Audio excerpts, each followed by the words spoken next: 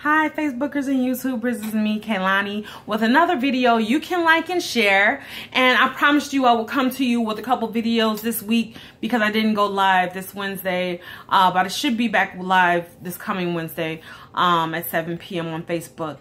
I want to talk to you today about red flags. So sometimes we can see so many red flags with the person that we're trying to get involved with, but we mistake them for a bouquet of roses. There's so many red flags, just like a bouquet of roses beyond, because there's just so many lies and everything. And you just keep putting up with one thing and just dismissing it, making excuses for their actions and why they're doing it, because you want to be in a relationship and you're tired of being lonely, or not lonely, you're tired of being single. Because sometimes you can be in a relationship and be totally lonely. Sometimes you can be single and be totally happy. And you could be alone and single, but you are not lonely. So don't mistake a relationship for being happy. You need to find a relationship where it is loving. Just because you're in a relationship does not mean you have a loving partner or someone that's there to love you. You have people that will use you for what you have. They will use you for your status. They will use you because you have a place to stay. They will use you because of the way you look. So just be careful. The person that you need to be with will not leave you at your worst times. They will not leave you because maybe you know, you have asthma and have to use an inhaler, or maybe you wear braces, or maybe you have to maybe you snore in your sleep, or maybe you know, you just have some secrets that you like to have things a certain way. They're not just going to leave you for those particular items. They'll work it out with you as long as you're willing to listen and compromise for how it will help them out, and with your negative features or whatever. You got to be willing to compromise in a relationship and love each other, because you can be in a relationship, and if the other person is never around, or wants to be in the other room, or is always at work, then how can you really have a loving relationship? I understand people work different shifts. Some people work a lot of hours. I work 10-hour days myself, but if I love someone, I'm going to make time for them. There's not going to be a bunch of excuses, or when I have time available, I'm not going to go somewhere else and do something else, or be in the other room. I'm going to spend time with that person as much as possible. I don't care what it is about them that maybe I dislike or whatever. We'll talk about it, sort it out. But if you're with someone that's not showing you love in a relationship, that's not love. You just got a friendship. So you're welcome. Congratulations, you got a friend. And you haven't found your loved one yet. You have not found your mate. And if they leave every time something bad happens, if things are not going their way, or you didn't do something that they liked, or you were addressed something that you needed them to work on, and then they leave, or if they're just not feeling you that day, they need all this me time or whatever, they just leave, basically you're raising a grown baby. And so that's a red flag. And then there are liars, people that said that they don't drink very much, but then actually drink like a lush and have to get wasted on the weekend. So the days that they saw you or dated you, they may have had one drink, but then when you actually get in a relationship with them, they're downing Remy and all kind of different Hennessy and 2 or 3 or 4 beers a day, so, and then there's, the liars that say, they go to church, but, oh, I don't have a church home right now, or, I, used to go to church, I'm trying to get back into church. You want someone that can actually quote some Bible verses, that actually is in church right now, going to church, has been to church, goes to church at least twice a month.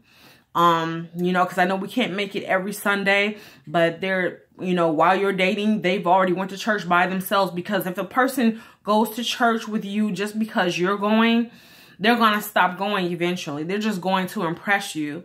So make sure they're already in church.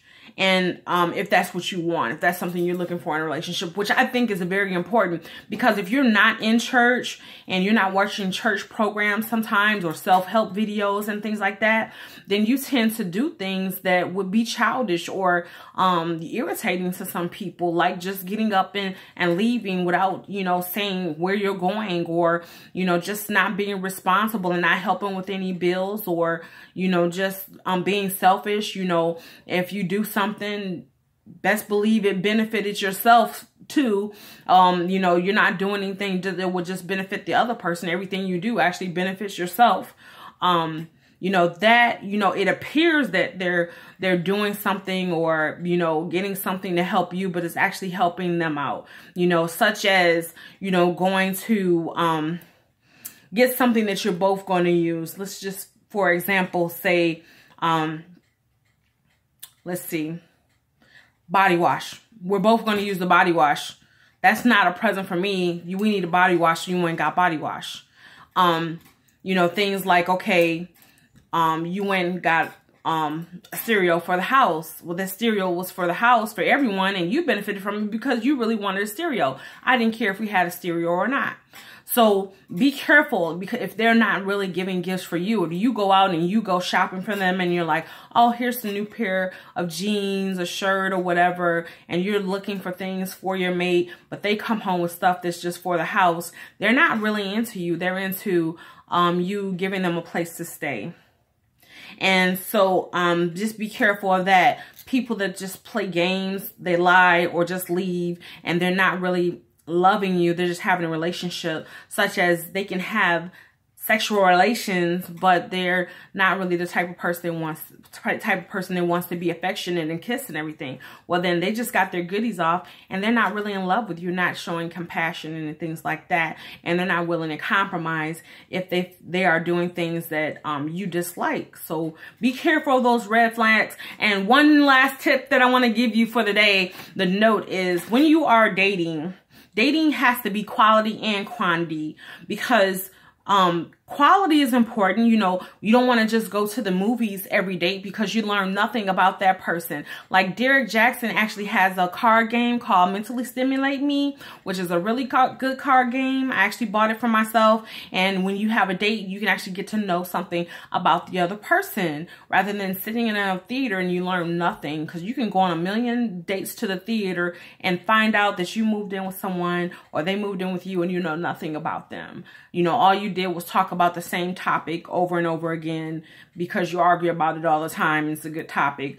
You may have talked about church, but, you know, they don't go to church and things like that. So when you're dating, let it be, one, quality, and then quantity too. You have to go out enough times that, you know, you actually have spent enough time with that person to know their likes and dislikes, what's irritating about them that they can work on, what's irritating about them that they cannot work on, that you're just going to have to accept.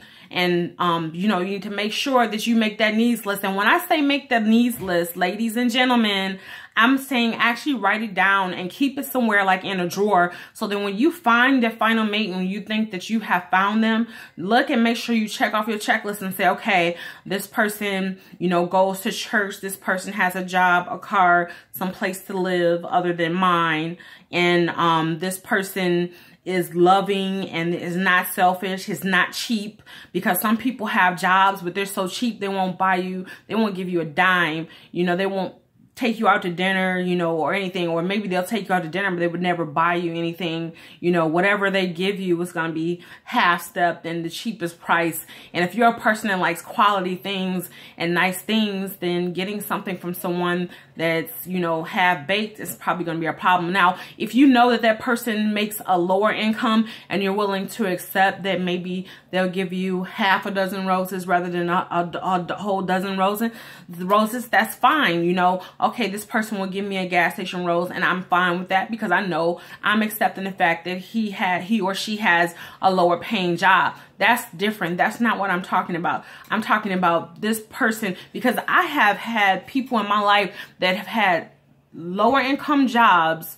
but they would give you their last. Like if they had $1 in their pocket, they would give you 50 cents. And I've also been in relationships with people that have good jobs making over $50,000 a year and wouldn't buy you a t-shirt, wouldn't buy you a pair of shoes if they had, you know, $1 million. So just be careful when you are dating. You want to go for quantity because you want to find those things out about them. Like I said, are they cheap? Do they go to church? You know, are they willing to sleep with you? Or do they like to sleep in a separate bed? Or do they, you know, do they like to go out? Do they like to work out? You know, you don't want to force anybody to work out or go out, because then it's going to be an argument every time you want to go out, work out, or do something together, walk in the park. It's going to be an argument every time you try to do that, because that person really is not into that.